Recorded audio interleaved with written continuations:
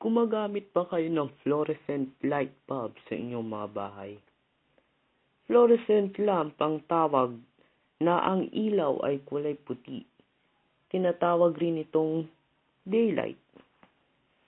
Ang mga mercury atoms ay gumagawa ng shortwave ultraviolet na kung saan nagiging sanhi ng phosphor hanggang sa fluorescence na nakakagawa ng maliwanag na ilaw.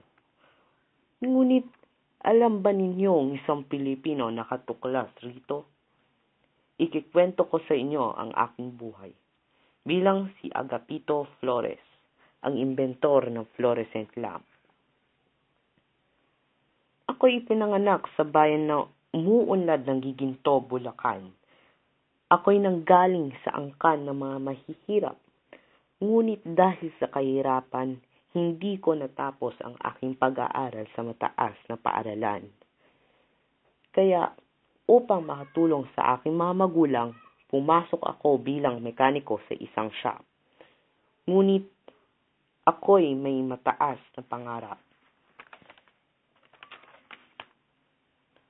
Noong bago magkadigma, bumbilyang madilaw ang liwanag ang ginagamit sa mga lugar na may kuryente. Naglakas loob ako upang dumayo sa Maynila para magtrabaho. Nag-apply din ako sa isang vocational school upang maging electrician at natira ako sa liblib na lugar ng Tondo at namasukan ako bilang electrician. Ako ang gumagawa sa mga kasangkapang umaanda sa pamamagitan ng kuryente at nag-aayos ng kanilang ilaw. At di nagtagal, naging suki ako ng mga taga-Tondo. Mabilis kong natutunan ang kumpuni ng mga gamit na dekuryente. Noon pa man, pinag-iisipan kong paano ko makaka-imbento ng ilaw na mas maliwanag pa sa bumbilyang aking ginagamit. Masipag akong magbasa ng aklat na minsay inaabot ako ng madaling araw sa pagbabasa ng mga ito. Ang aking pagsisikap ay hindi nagtagal ay nagbunga rin. Sa paulit-ulit ng aking eksperimento, nakagawa ako ng isang ilaw na korteng tubo na ang liwanag ay puting-puti. Isang gabi, gulat na gulat ang aking mga kapitbahay nang sinindihan ko ito. Parang liwanag ng araw, puting-puti at malamig sa mata, ang sabi pa ng mga kapitbahay ko. Marami ang nagsabi sa akin na malaki ang maitutulong ng aking imbensyon kung magkakaroon lang ng maraming ilawan tulad ng aking ginawa.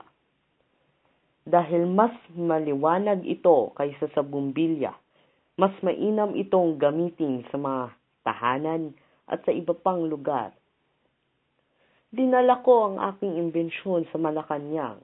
Agad kong ipinakita ito kay Pangulong Manuel L. Quezon. Nang aking itong sindihan ang aking imbensyon, lahat ng naroon ay humanga. Kagila-gilalas, isang ilaw na parang araw ang liwanag. Kinamayan ako ng lahat ng naroon. Humanga sila sa aking kakayahan. Sinabi ko kay Pangulong Quezon ang linya. Gusto akong tulungan ng pamahalaan para pakinabangan ng maraming tao ang aking imbensyon. Sinabi ko kay Presidente Quezon na kanyang imbensyon ay para sa lahat ng Pilipino. Nalungkot ng husto si Quezon nang marinig niya ang aking sinabi. Gusto man niyang akong tulungan ngunit walang pera ang pamahalaan. Nag-isip na mabuti ang presidente pero kulang talaga sa pera ang gobyerno. Tamang-tama, isang opisyal ng Pranses ang bisita noon ng presidente. Gustong-gusto niya ang aking imbensyon. Humahanga siya sa aking talinong taglay. Agad niya akong kinausap. Inuulok niya ako upang pumunta sa Paris at doon ipakita ang aking imbensyon. Nangako ang Pranses na tutulungan niya ako. Matagal akong nag-isip. Gusto ko ang mga Pilipino ang unang makikinabang sa aking imbensyon. Pero wala talagang magagawa ang pamahalaan sa aking imbensyon. Kaya nagpasya akong sumama sa Pranses upang dalhin sa France ang aking imbensyon.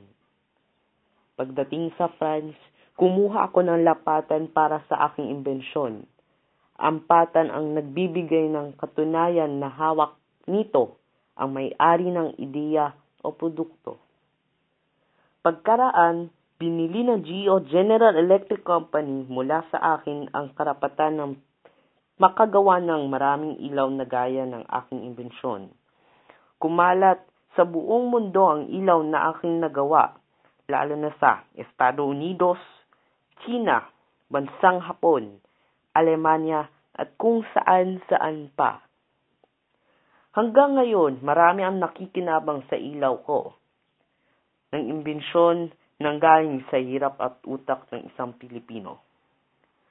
Sana makaraan ng ilang taon, makikinabang pa ang ilang kabataan at susundin ang aking yapak upang magkaroon ng mas magandang kinabukasan ang batang Pilipino.